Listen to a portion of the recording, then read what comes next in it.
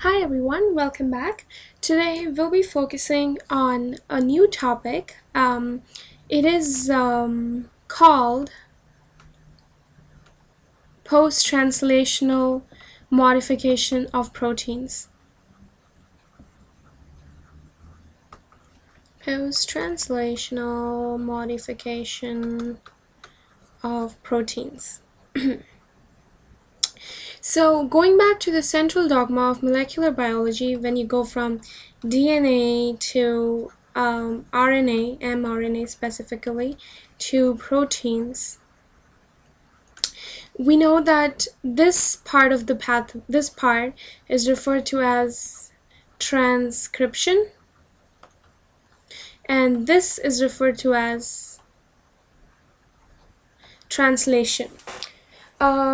So post-translational modification of proteins is just referring to the process whereby proteins that are formed from the DNA are then modified. And I think you may have talked about these a little bit in earlier classes. Talk about methylation, acetylation, methylation in terms of histone specifically, and so on. So we're talking about post-translational modification of proteins. Now remember that proteins is nothing but a peptide. They're just peptides, and peptides are composed of amino acids, right? So what we have 20 amino. Okay. We have about 20, we have 20 amino acids in our bodies, and these 20 amino acids is a very less number compared to the complexity of our body system. So why do we need modifications to these side chains of these 20 amino acids? Well, it just creates a limitless set of modifications because we have so many different kind of modifications. We have methylation, acetylation, lysine, I think. So no, never mind, just no, there's nothing like glycination, I think. So there's many different modifications that can happen to these side chains, and these side chains when modified can be involved in different pathways. Okay, and so it is just amazing how many different molecules we can produce just by these modifications. So this is really important. Now these modifications are usually reversible. Okay, so we call them reversible covalent modifications.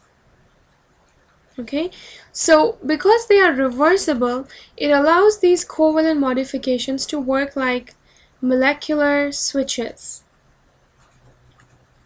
So like just to simplify this, so if you have a protein and you modify this protein using some enzyme 1, let's say, and so now you have this modification on it.